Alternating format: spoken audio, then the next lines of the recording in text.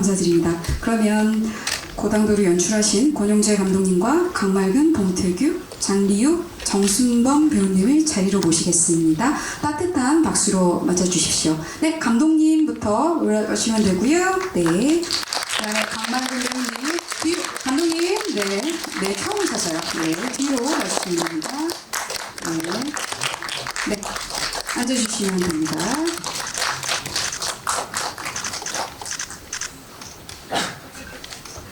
네, 퇴장로 문은 닫아주시면 감사드리겠습니다. 네. 네, 우선 감독님과 배우님들 간단한 인사 말씀과 간단한 소감, 네, 인사 말씀 듣고 시작하도록 하겠습니다. 감독님부터 부탁드릴게요. 네, 안녕하세요. 연출 고당도의 권용재라고 합니다. 반갑습니다. 시간 내어주셔서 이렇게 영화 보러 와주셔서 너무 감사드리고요. 저희 영화 부디 잘 보셨기에 온 마음을 다해서 한번 바라봅니다. 네, 감사합니다. 예, 안녕하세요. 선영역 배우 강말근입니다. 저희의 첫 관객이 돼주셔서 정말 감사드립니다. 와주셔서 감사합니다. 미래 역할 맡은 봉태규고요. 네, 오늘 이렇게 만나 뵙게 돼서 너무 반갑고 재밌게 봐주셨으리라고 믿고 있습니다. 감사합니다. 네, 안녕하세요. 효연역의 장리우입니다. 네. 이렇게 영화 보러 와주셔서 너무 감사드리고요. 저희 모든 스태프분들과 모든 배우분들 정말 끝까지 열심히 최선을 다해서 찍었거든요. 그래서 많은 응원 부탁드립니다. 감사합니다. 안녕하세요. 저 동호 역을 맡은 정순범이라고 합니다. 네, 보러 와주셔서 정말 감사드립니다. 네, 저희 허락된 시간이 한정된 시간이니까요. 바로 기자님들 질문 준비되셨으면 저희 마이크가 이동하도록 하겠습니다. 네, 바로 손 들어주시면 이동하도록 하겠습니다. 아니면 질문 준비되시는 동안 제가 그럼 먼저 여쭐게요. 감독님, 이 작품 하시면서 처음부터 끝까지 들으신 질문, 제목이 왜 그럴까요? 네, 고당도의 의미가 굉장히 중의적이고 감독님만의 또 해석이 있고 이렇다고 사전에 이야기 들었습니다. 감독님께서 말씀을 좀 자세하게 설명해 주셔서 좋을 것 같습니다. 네, 제가 제목이 조금 개인적인 부분에서 출발을 했는데요. 저는 사실 되게 제철 과일을 되게 좋아하거든요. 그래서 그때 과일을 먹을 때마다, 그 계절의 과일을 먹을 때마다 내 인생에 이게 100번이 안 남았다는 생각을 많이 하면서 되게 소중하게 먹었던 그런 이상한 습관이 있어요. 근데 이제 제가 자취를 하고 정말 오랜만에 이제 부모님을 뵈러 갈 때마다 이 순간이 이제 제철 과일이라고 비유를 한다면 얼마 안 남았을 수도 있겠다라는 좀 그런 생각이 들어서 이제 이 영화 속에서 과일과 이제 저희 가족의 이야기를 조금 더 씌워서 한번 풀어보고 싶었고요. 그 다음에 이제 제목에 이제 부고에서 사용하는 고랑 이제 도달하다의 당도를 합쳤을 때 이제 죽음의 당도한 어떤 이야기일 수도 있고요. 저희 부고 고자가 사실은 고향 고자를 쓰더라고요. 죽을 의미가 아니라. 그래서 고향에 도달한 어떤 가족들의 이야기가 어떻게 풀어나갈지를 한번 만들어보고 싶었습니다. 네, 감사드립니다. 혹시 질문 준비되신 기자님 있으시면 마이크 가도록 하겠습니다. 네, 아니면 먼저 그러면 배우님들께 여쭙겠습니다. 이 고당도라는 시나리오를 처음 맞닥뜨리고 이 작품을 할지 말지 고민하셨을 텐데요. 강말근 배우님, 봉태규 배우님, 장리우 배우님, 정순범 배우님 시나리오 첫 역할 딱 제안 받으시고 느낌 어떠셨는지 이야기 나눠주시면 좋을 것 같습니다. 예, 저는 2019년에 권용재 감독님하고 처음 만났어요. 단편도. 그 당시에 조이라는 제목이었고 같은 테마인데 장례식을 한 번 하는 이야기였습니다. 그 이야기가 발전이 돼서 작년에 받았으니까 5년 후에 받은 거죠. 장편이 돼서 저한테 장례식 3번 하는 이야기로 저한테 왔었고요. 너무 일단 재미있었고 또 재미 끝에 저희 초반에 단편하고 비교를 하자면 이게 약간 제 세대가 있고 동호 세대가 있고 서로 거울처럼 약간 원망의 모습을, 가족을 원망하는 모습을 거울처럼 또 고모 세대가 있죠. 보는 의미의 격이 많이 생긴 것 같아서 의미도 너무 많이 크게 도달했다라는 생각이 들어서 대본은 너무 좋았던 것 같습니다. 그리고 그 역할로 저를 다시 초대해줘서 너무나 감사했고요. 당시에 제가 또 놀고 있어가지고요. 너무나 이건 운명이다. 스케줄이 안 맞으면 못하잖아요. 운명이다 생각하고 바로 하겠다고 했습니다. 저는 감독님이랑 이제 23년도에 감독님이 프로듀서로 참여했던 단편 영화가 있어요. 이제 그 단편을 촬영하고 있을 때 제가 배우로 출연을 했었는데 그때 이제 연을 맺고 그때 이제 감독님께서 슬쩍 얘기하시더라고요. 그 단편 마무리될 때쯤에 본인이 뭐 작품을 준비하고 있는데 선배님을 생각하면서 어울릴 법해서 그 시나리오가 완성이 되면 저한테 준다라고 했고 아마 그때가 연휴였던 것 같아요. 연휴 시작할 때쯤 받았는데 단숨에 읽고 너무 재밌더라고요. 네, 그리고 조금 꽤 큰 고등학생의 아버지로 나온다는 게 굉장히 좋았던 것 같아요. 네. 왜냐면 생각보다 나이가 꽤 있거든요. 네. 그래서 그런 것들이 그냥 뭔가 제가 표현하고 싶은 것들이랑 맞물려서 이거는 하게 되면 내가 즐겁게 할 수 있겠다라는 생각을 했고 또 굉장히 오랜만에 영화 출연을 하는 건데 이거는 내가 좀 안심하고 해도 되겠다라는 그러한 생각이 시나리오에서부터 있었던 것 같아요. 그래서 거의 그날 읽고 한 2시간 반 만에 연락드려서 하겠다라고 말씀을 드렸던 것 같아요. 네. 네, 저는 감독님이 전화를 주셔서 이제 시나리오를 보고 하게 됐는데요. 네, 시나리오를 날 보고 있지. 시나리오를 보고 너무 마음에 들었고요. 그래서 단번에 이제 하고 싶은 마음이 들었는데 이제 제가 지금까지 하던 역할이 좀 세거나 강한 역할이 많아서 감독님한테 왜 저한테 이 역할을 맡기시려고 하는지 우선 물어봤어요. 그랬더니 감독님이 왠지 리우 배우님이 이 역할을 하면 더 재밌을 것 같고 왠지 이걸 잘할 수 있을 것 같다는 그런 믿음이 있다고 말씀을 하셨어요. 그래서 그러면 제가 하겠습니다. 그래서 도전하게 되었고요. 그래서 너무 재밌게 촬영했습니다. 네. 저는 이제 감독님께서 제 단편 영화 숨차오를 때라는 영화가 있어요. 그 영화를 보시고 저한테 연락을 주셨고 그때 당시에 시나리오를 받았을 때 선배님들이 벌써 다 캐스팅이 된 상태였어요. 그래서 이 자리에 내가 껴도 되는 건가? 이런 생각을 했었던 것 같아요. 그러면서 시나리오도 너무 재밌고 너무 좋은 역할을 저한테 제안을 해주셔서 단번에 저는 감사합니다 하면서 캐스팅에 응했던 것 같습니다.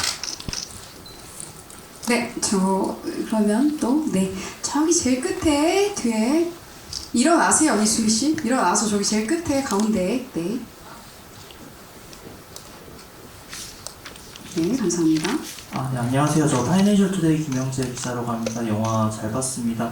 저 질문 3가지 드리려고 하는데요. 먼저 감독님께 질문 하나 드리고 강말금 씨, 봉태규 씨께 공통 질문 드리고요. 그리고 출연진 분들께 또 공통 질문 드리겠습니다.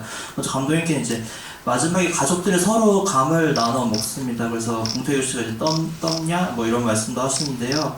이 장면 좀 어떻게 해석하면 좋을지, 그리고 또 아까 첫 번째 질문에서 답이 좀 나왔던 것 같은데 이 영화를 좀 통해 좀 전하고자 하는 메시지 무엇인지 이 두 개 엮어서 한번 말씀을 부탁드리겠습니다. 그리고 강말금 씨, 봉태규 씨께는 좀 가벼운 질문 드리고 싶은데 영화 보면서 두 분이 너무 닮았다는 생각을 했습니다. 그 두 분, 그 극중 장면에서도 그런 대사가 나왔던 것 같은데요. 좀 촬영하시면서 서로 두 분 호흡 어떠셨는지, 그리고 서로 외모에 대해서 뭔가 그런 거에 운명적이다 그런 말씀도 혹시 나누셨는지 궁금합니다. 그리고 출연진분들께는 이게 가족에 대한 얘기일 수 있고 제 개인적인 의견은 어쩌면 좀 돈에 대한 얘기일 수도 있겠다 생각이 들었습니다. 정리가 안 되는데요. 출연진 분들이 영화 출연하시면서 좀 공감된 부분, 좀 느낀 부분 공유해 주시면 감사하겠습니다.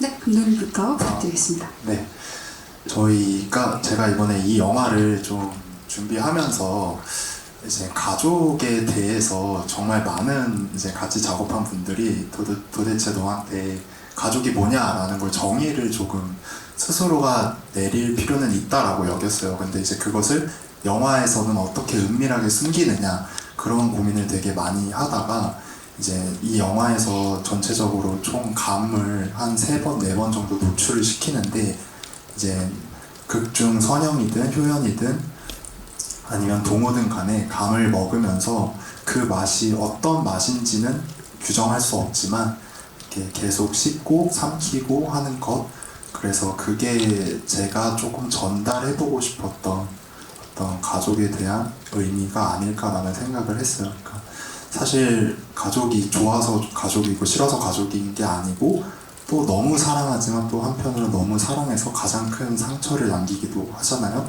그래서 그런 맥락에서 그런 씬을 한번 만들어서 뭔가 확실하지 않은 씬이라고 해야 될까요? 그런 걸로 조금 얹혀질 수 있게끔 한번 전달을 해보고 싶었습니다. 네, 답변이 되셨는지요? 네, 다음.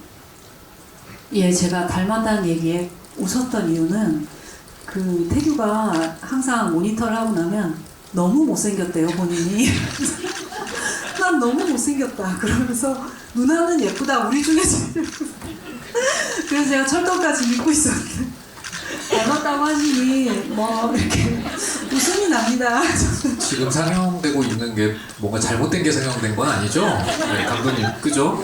네, 아니 왜냐면 예, 저는 뭐 웃음이 나고요. 저는 닮은지 잘 모르겠어요. 어떻게 그런 말을 할 수 있어요? 근데 이런 말이 누나에게 위로가 될지는 모르겠지만 제가 누나를 닮은 거겠죠? 네, 그죠? 누나가 이제 저보다 누나니까. 네. 예, 그래서 웃음이 나고. 예, 저희가 이제 같이 이렇게 찍기 시작했을 때 저는 사실 봉태규가 캐스팅이 먼저 됐어요. 그래서 그 얘기를 듣고 너무 기뻤어요. 너무 기쁘면서 동시에 저한테 봉태규는 가족의 탄생, 바람난 가족의 정말 최고 배우. 저는 그 당시에 배우를 안 하고 있었고 너무나 최고의 영화에서 최고의 연기를 보여준 배우였기 때문에 좀 조심스럽고 걱정이 됐어요. 근데 태규가 워낙에 이제 굉장히 친화력, 수다력이라고 할까요? 굉장히 얘기를 잘 이끌어내고 상대를 편안하게 해 주었기 때문에 금방 풀렸고요. 제일 서로 더 가깝게 된 계기는 장롱 장면을 찍고 나서였던 것 같아요. 둘이 장롱에 앉아서 찍은 회차가 8회차 정도에서 찍었었는데 찍고 나서 그냥 집에 갈 수 없다. 그래서 그 당시 시간이 한 9시, 10시 됐을까요? 열심히 검색해서 24시간 아주 좋은 술집을 하나 찾아서 이후로 이제 거기에서 끝나고 나면 거기서 노는 날이 많았거든요. 그러면서 점점 더 가까워졌던 것 같습니다. 네, 아무튼 뭐, 네. 이거는 뭐라고 대답을 드려야 될지 모르겠습니다. 네, 닮았다는 건 이제 누나가 다 한 것 같고요. 이제 저 같은 경우에도 이제 사실은 맑은 누나랑 제가 단편 영화에서 만났었어요. 근데 그때부터 굉장히 호감을 가지고 있었어요, 배우로서. 근데 이번에 같이 하면서 느낀 거는 정말 친누나 같았어요. 정말로. 촬영을 하는데 의지도 많이 되고 약간 캐릭터가 조금 저는 사실은 굉장히 뭐라고 할까요? 갈피를 못 잡고 있잖아요, 인생에 있어서. 근데 사실 영화를 굉장히 오랜만에 촬영하기도 하고 해서 누군가 되게 필요했다라고 느꼈어요, 그냥 본능적으로. 근데 그럴 때마다 누나가 굉장히 기댈 수 있게, 사실 무언가를 크게 뭔가 했던 건 아니었지만 그렇게 딱 버텨주고 있더라고요. 그래서 촬영하는 동안은 굉장히 누나 덕분에 편하고 즐겁게 연기할 수 있었던 그런 기억이 있는 것 같아요. 네.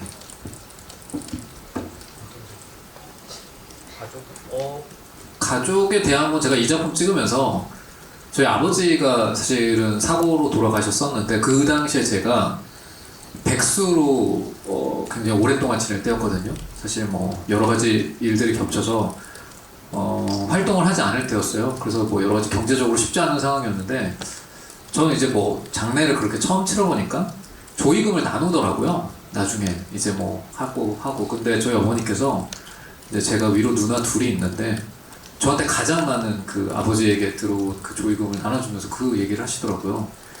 너가 지금 상황이 제일 힘드니까 너가 제일 많이 가져가라 라고 하는데 저도 모르게 그때 웃음이 터졌어요. 근데 그 웃음이 터졌던 이유가 뭐였냐면 너무 황당하기도 하고 한편으로 약간 그런 생각도 있었던 것 같아요. 제가 그때 경제적인 활동을 오래 안 하다 보니까 그게 되게 조금 안심이 됐었나 봐요. 나한테 돈이 좀 생겼다는 게. 근데 그 상황이 너무 서글프니까 웃음이 터지더라고요. 근데 이 작품 촬영하면서 그때 저가 되게 많이 떠올랐었어요. 그래서 그냥 너무 사실 우픈 상황이긴 한데 그래서 1회가 사실은 되게 이해되는 측면이 많았거든요. 근데 가족이 약간 그런 것 같아요. 그 우픈 상황을 계속 연출하게 되는. 그래서 어쩔 때는 웃음이 나고 어쩔 때는 울음이 날 수밖에 없는. 약간 저한테는 가족은 그러한 존재인 것 같아요. 네.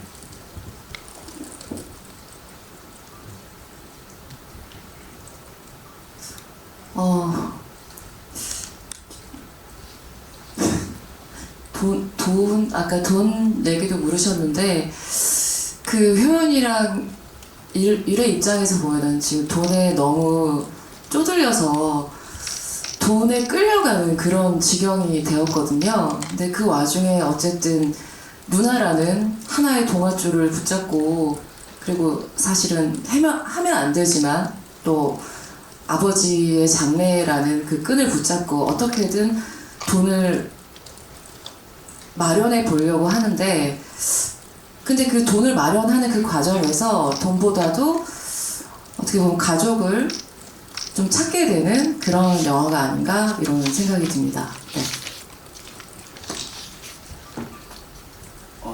저에게 가족은 제가 5남매이고 그리고 할머니 할아버지랑 같이 사세요. 그리고 어머니랑 같이 안 살고 아버님이랑만 이제 가족끼리 이렇게 사는데 그런 점에서 이제 제가 학창 시절 때 되게 가족에 대한 분노가 저도 좀 있었던 것 같아요. 그 마음이 좀 동호회에 입할 때 되게 좋았고, 하지만 지금은 너무 사이가 좋고 너무 되게 이렇게 우리 가족이 사랑스러울 수가 있을까 이런 생각이 들면서 요즘은 사이가 되게 좋은데 그런 점에서도 이 영화랑 저랑 되게 가까웠었던 것 같아요. 그거를 이제 감독님이랑 첫 미팅 때도 제 가족 얘기하면서 동호회에 대해서 풀기도 하고 그랬었는데, 그래서 저의 가족이 많이 생각났던 것 같아요. 어쩔 수 없이 이 영화를 찍으면서. 네, 그랬습니다. 네, 기자님 답변이 되셨는지요? 네. 네. 약간 아까 앞에 이제 감독님께서 설명해 주신 감에 대한 그 부분 그런 것 같아요. 떨어도 달아도 감이잖아요. 가족도 달아도 떨어도 가족다 이런 맥락에서 아주 착붙하는 그런 오브제가 아니었나 하는 생각이 드는 것 같습니다. 네, 또 질문 있으시면 마이크가 이동하도록 하겠습니다. 네, 작품이 굉장히 명쾌한 영화죠. 그래서 질문이 우선 감독님 네, 제가 가겠습니다. 네, 감사합니다. 네, 안녕하세요. 저 시사인의 임지영 기자라고 하고요. 영화 너무 재밌게 잘 봤습니다. 그 말씀하신 것 중에서 그 감독님한테 좀 질문드리고 싶은데요. 전에 단편에서 시작된 영화라고 하셔가지고 그 단편에 대해서 간단하게 좀 소개해 주셨으면 좋겠고, 그 배우분들은 어떻게 이 시나리오 보고 출연 결정하셨는지 말씀하셨는데 감독님은 어떤 점 때문에 배우분들 캐스팅 하시게 됐는지 그 사연 좀 궁금합니다.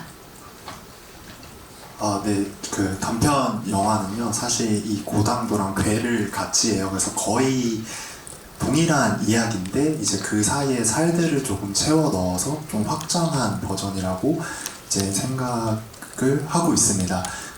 그 당시에 단편을 찍을 때도 뭔가 조금 더 장편화를 염두하고 만들고 싶었다라는 생각을 되게 많이 하고 있었던 것 같아요. 그리고 이제 말감 선배님 같은 경우에는 이제 김도영 감독님 자유 연기를 제가 대학교 졸업 전에 한번 보고 엄청난 위로를 많이 받았었어요. 그래서 되게 마음이 너무 크게 얹혔었고, 이 배우와 언젠가는 꼭 작업을 해보고 싶다라는 생각을 해서 이제 했는데 우연히 단편을 같이 하게 되셨고, 그리고 이제 선배님은 기억하실지 모르겠지만 저희 단편을 끝나고 이제 단체 사진을 찍을 때 선배님께서 저희 다음에 또 보자라고 한마디 하셨었거든요. 근데 그 말을 너무 지키고 싶었던 거예요. 그 어린 시절에 제가. 근데 어쨌든 이번에 이런 기회가 돼서 이제 너무 당연스럽게 선배님한테 전달을 했어요. 그리고 또 놀란 게 있다면 이제 저도 이제 그렇게 단편을 막 정신없이 찍고 테이크를 보는데 진짜 전부 다 너무 밀도 높은 그런 연기가 다 담겨 있는 거여서 어떤 테이크를 써야 될지 고민일 정도로. 그래서 그런 부분에서 사실 되게 배우로서도 엄청난 경외감을 느꼈던 케이스가 있었고요. 봉 선배님 같은 경우에는 사실 이 일이라는 되게 난해하고 어렵고 근데 미워야 되는데 밉지 않았으면 하고 그런 설득력이 강한 이야기를 어떻게 하면 좋을까 하다가 떠오른 가상 캐스팅 배우님이셨어요. 근데 이제 제가 이제 같이 작업할 거라고는 이제 상상도 못하고 그냥 가상 캐스팅으로만 두고 있다가 이제 선배님이 말씀해주신 대로 이제 권지혜 감독님의 어느 날 아들이 새우가 되었다라는 단편에서 이제 배우로 뵙게 된 거죠. 그래서 이건 기회고 어떻게든 잡아내야겠다 이런 생각을 했습니다. 그리고 리우 선배님 같은 경우에는 이제 정승호 감독님 새들이 돌아오는 시간이라는 단편을 보는데 너무 현실에 정말 현실적인 사람이 앉아 있는 거죠. 그래서 어떻게 저런 에너지가 있지? 언젠가 무조건 같이 해야겠다. 우리 영화가 조금 극성이 조금 있다 보니까 이제 리우 선배님을 캐릭터로 만들면 그 어떤 설득력을 가질 수 있을 거라고 생각이 들었어요. 그리고 이제 그 이후로 이제 리우 선배님의 필모를 보니까 똑같이 장렬하던지 진지한 연기를 많이 하셨는데 저한테는 되게 러블리한 모습도 많이 느껴졌거든요. 그래서 이렇게 부탁을 드리게 되었고요. 동호 배우님은 되게 세심하고 섬세하고 시나리오를 분석할 때 그것 자체로도 엄청 재미를 느끼는 배우님이시더라고요. 그래서 어떻게 저렇게 지금 이 순간을 즐기면서 사는 배우가 있지? 그래서 너무 동호랑 비슷하다 생각해서 캐스팅을 진행했습니다. 네. 답변이 되셨는지요? 네. 또 다른 질문 있으시면 마이크 가도록 하겠습니다. 와, 감독님 칭찬이 아주 굉장한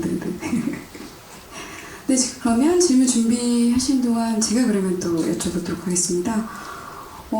배우님들께 여쭤볼게요. 각각 캐릭터가 어느 한 구석 다 난해한 구석이 조금 있긴 한 것 같아요. 그래서 감독님이랑 캐릭터 관련해서 이야기도 많이 나누셨을 것 같고 배우님, 그러니까 선배님 혹은 이렇게 같이 이야기를 많이 나누셨다고 들었는데요. 각자 캐릭터 연기 준비하시면서 어느 부분에 중점을 두셨는지 이 씬은 이건 내 거다 이렇게 하면서 하셨던 장면들도 있을 것 같은데 그 이야기 들려주시면 좋을 것 같습니다. 정순범 배우님부터 네, 캐릭터 준비하셨던 것 이야기 들려주시면 좋겠습니다. 촬영 전에 이제 감독님이랑 자주 만나서 이야기를 많이 나눴어요. 그때 얘기하다가 가장 큰 키워드로 잡았던 거는 허무함이었어요. 약간 결국에는 이 시나리오에서는 동호가 의대를 붙기 위해서 노력했던 순간들이 드러나진 않잖아요. 감독님이랑 저랑은 이제 동호는 얼마나 노력을 했을까, 그리고 얼마나 간절했을까, 그리고 그것을 결과가 나왔을 때, 합격 발표가 나왔을 때 가족들의 반응을 보고 얼마나 실망을 했을까, 그 복합적인 마음들이 나중에는 허무함으로 느껴졌을 것 같아요. 그걸 중점으로 캐릭터를 발전을 시켰고 가장 저한테 중요했던 씬은 이제 옥상 씬이었죠. 옥상에서 이제 선영 고모님이랑 이제 이야기하는 게 있는데 그때 되게 걱정이 많았어요. 제가 이걸 내가 잘 표현할 수 있을까? 잘 연기할 수 있을까? 그래서 그날 미리 와가지고 되게 산책만 한 2-3시간 했었던 것 같아요. 약간 그 부담감을 내려놓고 싶어서 오로지 동호로만 가고 싶어서 그 과정이 계속 기억에 남았던 것 같아요. 네. 시나리오상에서 효연은 어떻게 보면 뻔뻔하고 솔직하고 그리고 뭐 아무 생각 없이 보이고 그러는데 저는 이제 그거를 제가 해야 되니까 겉으로 보이는 것보다 지금 효연이 가지고 있는 어떤 마음, 상태 이런 게 어떤 건지 너무 궁금해서 감독님한테 거의 한 3일 연달아 전화를 해서 1시간씩 통화를 했던 것 같아요. 이게 얘기를 하면 할수록 이렇게 해도 되는 것 같고 저렇게 해도 되는 것 같고 그래서 다음날 전화하면 감독님 이거 아니에요? 이거 아닐까요? 또 얘기하고 또 다음날은 또 다른 걸 막 얘기하고 이러다가 결국에는 그 모든 것들을 효연이 가지고 있는데 지금의 효연은 이 영화 시나리오의 상에서 효연은 삶에 지쳤다라는 생각이 들었어요. 그러니까 남편 때문이든 돈 때문이든 어쨌든 간에 삶에 지쳤는데 근데 하지만 효연은 그걸 포기하는 또 성격은 아니라서 그리고 책임져야 되는 아들이 있기 때문에 그 아들을 책임지기 위해서 어떻게든 살아가려고 하다 보니까 그 힘으로 이렇게 뻔뻔하기도 하고 뭐 어떻게 보면 애 같기도 하고 부모 같지도 않고 그런 것들이 묻어 나온 것 같아요. 그래서 감독님이랑 그때 얘기했던 그 전화통화했던 그 시간들이 저는 정말 너무 지금 생각하면 너무 고맙고 네, 행복한 시간이었습니다. 네. 우선 일회를 표현함에 있어서 그냥 사실은 있는 그대로 좀 보여주고 싶었어요. 그래서 뭐 메이크업이나 이런 것도 전혀 하지 않고 오히려 그냥 얼굴에 주근깨 같은 것들을 그냥 분장으로 더 덧대서 조금 화면으로 봤을 때 조금 이 친구가 그동안 전혀 외적이 됐던 내적이 됐던 어떤 것도 신경 쓰지 못하는 느낌을 좀 그런 식으로 보여주고 싶었고요. 캐릭터는 워낙 굉장히 처해 있는 상황이 이 친구를 힘들게 하잖아요. 근데 그거를 좀 복잡하게 생각하지 않고 굉장히 심플하게 표현하려고 했던 것 같아요. 아마 많은 연기를 하는 분들이 그렇겠지만 새로운 작품을 하게 되면 그 전에 했던 방식이랑 좀 다른 방식을 취하고 조금 더 나은 방법이 없을까를 찾으려고 하는데 이 작품 하면서는 조금 있는 그대로 뭐 물론 전사가 있고 후에 진행이 되는 상황이 있긴 하지만 그런 것도 최대한 배제하고 내가 당장 지금 나와야 되는 씬에서 얼마만큼 감정적으로 앞뒤 상하지 않고 그 씬에만 집중해서 보여줄 수 있는가에 대한 얘기를 제일 많이 했고요. 근데 이제 그랬을 때 걱정되는 부분이 있죠. 뭐 연결이 조금 어떻게 해야 되나 그런데 그럴 때 이제 감독님하고 조금 그 전에 충분히 사전에 얘기를 많이 해서 그냥 뭐 연기를 했을 당시에는 어렵지 않게 편하게 연기를 할 수 있었던 것 같아요. 그래서 지금도 뭐 다른 작품을 촬영하고 있습니다만 조금 더 심플하게 있는 그대로 좀 표현하는 방식에 있어서 조금 더 접근을 해야겠다라고 지금도 생각을 하고 있고 이게 조금 그 전에 이제 제가 드라마에서 표현하고자 했던 방식하고는 좀 다르게 하려고 그런 부분에서 차이점을 두고 했었던 것 같아요. 예, 선영은 K 장녀긴 하지만 상당히 머리가 좋다라고 하는 어떤 개성을 가지고 있는데요. 감독님께서 배드 지니어스라는 영화를 레퍼런스로 얘기를 해주셔서 그 영화를 봤습니다. 그래서 머리가 팽팽 돌아가고 그 다음 수, 그 다음 수, 그 다음 수를 내다보는 그런 논리적인 두뇌가 굉장히 좋다. 그런 것을 잊지 않으려고 했고 왜냐하면 저는 그렇지 않기 때문에 그걸 잊지 않으려고 상당히 노력을 했고요.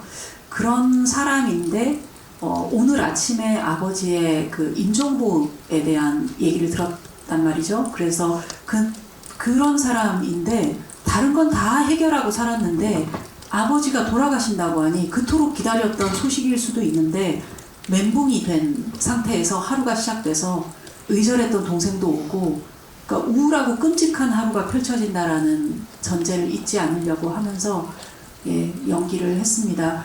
그리고 촬영 후반으로 갈수록 드는 생각은 이 사람이 되게 이렇게 자기는 똑똑하다고 생각하고 사는데 그래서 사실 아버지도 필요 없고 동생도 필요 없고 그런 생각을 했을 수도 있지만 여러 가지 사건을 거치면서 아무리 미워도 아버지나 내 동생이 정상적이지 않은 방법으로 세상을 떠난다면 나도 온전할 수 없다라는 것을 뒤로 갈수록 깨닫지 않나 생각하고 그걸 표현하려고 노력했습니다. 네, 이야기 들려주셔서 감사드립니다. 혹시 또 질문이 준비되셨으면 네, 마이크가 이동하도록 하겠습니다. 네, 우선 그러면 제가 또 좀 대신 질문 또 하도록 할게요. 감독님 포함해서 배우님들 어떻게 보면 되게 그 밀도 있는 장면들이 중간중간 계속 나오는데 본인 캐릭터 혹은 영화 전체적으로 봤을 때 가장 인상적인 장면? 이 장면 찍을 때 되게 힘들었는데 이렇게 나올지 몰랐다 라던가 이 장면은 내가 없지만 이 장면 정말 이 작품의 어떤 고갱이를 담은 씬인 것 같다. 이렇게 지금 가장 인상적인 장면 하나씩 꼽아주시면 좀 보는데 도움이 될 것 같습니다. 감독님부터 버릴 게 없으시겠지만요. 네. 사실 이미 많은 부분을 버린 진심들도 많아서 많이 버리셨다고요? 이상은 버리셨어요 지금. 죄송합니다. 죄송합니다. 아닙니다. 그런데 저는 역으로 되게 공들여서 찍은 씬은 당연히 그 기대에 부응하거나 미치지 못한 경우가 많잖아요. 근데 반대로 조금 가벼운 덜 부담스러운 마음으로 찍었던 씬이 저희 그 효연이가 이제 장례식장 직원 홍선을 속이는 그 화단을 속이는 그 씬이 있어요. 그래서 중간에 일회도 껴들어가지고 일회는 막 노멀하게 행동하려고 하는데 그거를 막 저지하는 어떤 그 씬이 저는 되게 중간 부분에 적절한 타이밍에 적당한 재미를 주면서 그 사이에 마중물을 되게 잘해준 씬이라고 생각이 들어서 사실은 그런 씬이 저는 제일 그러니까 기억에 남고 좀 의외의 씬이어서 네, 기억에 남는다라고 말씀드리고 싶습니다. 네. 예, 저는 그 양말복 선배님과 함께 찍었던 고모 씬 얘기하고 싶은데요. 양말복 선배님은 그 같은 속옷을 입는 두 여자를 보고 아, 우리나라에 저런 프랑스 배우 같은 분이 계신가 하고 생각을 했었어요. 근데 그분이 고모 역할로 오셔서 하시는데 그 순간 주인공이셨어요. 인생의 주인공이셨고 정말 너무 우아하고 아름답게 또 영화를 보니 그 현장에서도 그랬고 영화를 보니 너무나 멋있으셔서 아, 이 영화를 열어주셨다라는 생각이 들어서 그 씬을 꼭 얘기하고 싶습니다. 저는 이제 저희가 처음 만나는 거의 첫 번째 장면이죠. 이제 누나 전화를 받고 이제 저희 가족이 거의 다 같이 등장하잖아요. 근데 그 씬이 굉장히 짧은데 영화를 이제 다 보셨으니까 그 안에 사실은 우리 영화의 어떤 이 캐릭터들이 어떤 캐릭터인지가 굉장히 함축적으로 잘 들어있는 듯한 느낌이 들어서 그 씬 찍을 때도 사실은 굉장히 저는 즐겁게 찍었고 그 다음에 찍은 거를 완성된 걸 봤을 때도 아 뭔가 굉장히 그 짧은 씬 안에 우리 영화에 출연한 이 캐릭터들이 처해 있는 상황이나 뭐 이 캐릭터들의 성격이나 이런 게 되게 잘 드러나는구나 싶어서 저는 이제 가족이 이제 되게 오랜만에 재회하는 그 씬이 굉장히 인상이 깊었던 것 같아요. 아, 네, 저 영화를 보면서 빵 터진 장면이 있는데요. 1회가 저기 우리 사채업자들한테 끌려가고 나서 끌려가는데 저기 누구지? 아, 우리 선영이랑 효연이 끌려가는 1회를 붙잡지도 않고 가만히 있는 거예요. 그래서 저 그때 그렇게 찍었는지도 기억을 못했어요. 근데 시나리오상에 그렇게 나와 있었겠죠. 감독님 잘 쓰신 거죠. 왜냐면 남편이 끌려가는데 둘이서 이러고 있는데 끌려가고 나서 아들한테 갑자기 둘이서 막 달려가는 거예요. 근데 그 장면이 처음에는 이해가 안 되면서 남편은 그러면 끌려가도 되나? 라는 생각을 하다가도 아 저게 진실이지 않을까? 남편은 어른이니까 뭐 알아서 또 미꾸라지처럼 또 살아 돌아오겠지, 뭐 살 수 있겠지 이런 생각을 했는데 아, 이 아들에 대한 이 마음은 정말 어떻게 숨길 수가 없는 것 같더라고요. 근데 이제 저만큼 효원만큼 선영도 그 조카에 대한 마음이 컸으니까 그래서 그 둘이 달려가는 그 장면이 너무 저한테는 의외의 장면이지만 정말 리얼했다 이런 생각이 들었습니다. 저는 가장 좋아하는 장면이 엔딩 장면이에요. 그 엔딩이 이제 부감샷으로 이제 저희 모두가 태아 자세로 누워 있는데 이제 고모가 들어와서 아버님의 심장 소리를 듣는 그 장면인데 그 장면 하나로 저희 극이 이렇게 다 가족이라는 그 존재가 설명이 되는 것 같은 거예요. 되게 원망했던 존재인데 그럼에도 불구하고 살길 바라는 그 사랑하는 그 마음이 담겨있는 그 씬이어서 그게 원래는 그냥 진짜 병원에서 찍을라 했는데 이게 천장 높이가 안 돼서 저희가 재촬영했던 세트장 가서 재촬영했던 그 씬인데 그 씬을 보고 재촬영하길 잘했다 약간 이런 생각을 했었던 것 같습니다. 네, 좋은 답변 감사드립니다. 혹시 저희가 허락된 시간이 다 되어서요. 네, 아쉬운 질문 없으시면 마지막으로 배우님들과 감독님 끝인사 말씀 듣고 저희 포토타임 갖고 간단히를 마무리하도록 하겠습니다. 못다한 이야기가 있으시면 인사 말씀과 함께 같이 이야기 나눠주시면 좋을 것 같습니다. 그러면 정순범 배우님부터 네, 끝인사 부탁드리겠습니다. 이렇게 다시 한번 찾아와 주셔서 정말 감사드리고요. 정말 좋은 분들과 함께 이렇게 영광스러운 자리를 마련할 수 있어서 정말 감사드리고 제 배우 인생에서 정말 좋은 경험을 지금 하고 있는 것 같아요. 그래서 이렇게 다시 찾아와 주셔서 감사드리고 많이 찾아와 주시고 많이 보러 와 주셨으면 감사드리겠습니다. 네, 감사합니다.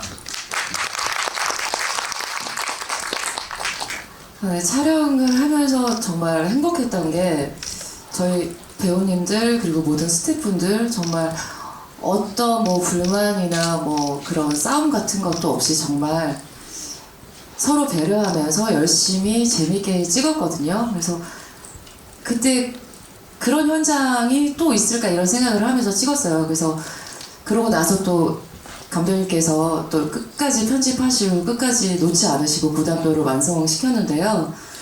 네, 고당도가 어디까지 갈지 모르겠지만 이렇게 보러 와주셔서 너무 감사드리고요. 네, 좋은 말씀 써주시고요. 네, 제가 너무 이 말을 해도 아니, 하세요. 뭔지 모르겠지만 하셔도 됩니다. 아니 제 이렇게 응어리진 어떤 것이 있는데 이거 그냥 말씀드리기는 그럴 것 같고 다음에 기회가 된다면 말씀드리고요. 너무너무 감사드립니다. 네, 감사합니다. 사실 뭐 모든 작품이 다 최선을 다해서 굉장히 열심히 촬영을 하겠죠. 근데 감독님이 제가 알기로는 뭐 그저께까지도 여기 계신 분들한테 보여드리기 위해서 마지막까지도 그 한 땀 한 땀 정말 열심히 하셨어요. 그래서 아마 오늘 영화 보신 분들이 어떤 그 박력이 느껴졌을 거라고 생각이 되고요.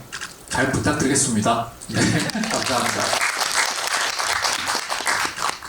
예, 오늘 와주셔서 다시 한번 감사드리고 영화를 홍보를 하기 전에 저 그동안 조연 생활을 많이 해서 홍보할 일이 많이 없었거든요. 너무 두렵기도 하고 뭐 이 영화에 대해서 어떤 사람이 자신감이 있어야 될 텐데 걱정도 정말 많이 됐어요. 근데 결과적으로 저는 저희 영화에 대해서 자부심을 느꼈고 감독님께서 열심히 편집해 주신 결과물을 보고 자부심을 느끼기도 했고 그리고 이렇게 관객분들과 만날 수 있는 홍보의 기회가 배우에게 자주 찾아오지 않는데 이런 기회를 가지고 정말 직접적으로 만날 수 있어서 너무 기쁜 것 같습니다. 저 개인적으로도요. 예, 관객분들 많이 만날 수 있도록 많이 도와주십시오. 고맙습니다. 네, 저도 진짜 시간 이렇게 내어주셔서 영화 보러 와주셔서 너무 감사드리고 저도 처음에 이 영화를 시작할 때 제일 중요했던 게 재밌는 영화를 만들어 보고 싶다. 그리고 영화가 가진 어떤 오락적인 그 특성을 되게 존중하면서 지금 부담 없이 만들어 보고 싶다. 그렇지만 원치는 무언가가 있었으면 좋겠다라고 생각을 했어요. 그게 관객분들이 어떤 자리에서든지 보실 때 좀 더 뭐라고 해야 될까요? 쉽고 부담 갖지 않게 다가가고 싶어서 그러니까 관객이 너무 우선이 되면서 영화를 만들었던 거죠. 편집 단계도 그렇고. 그래서 재밌게 봐주셨으면 너무너무 감사드리고 잘 부탁드리겠습니다. 감사합니다.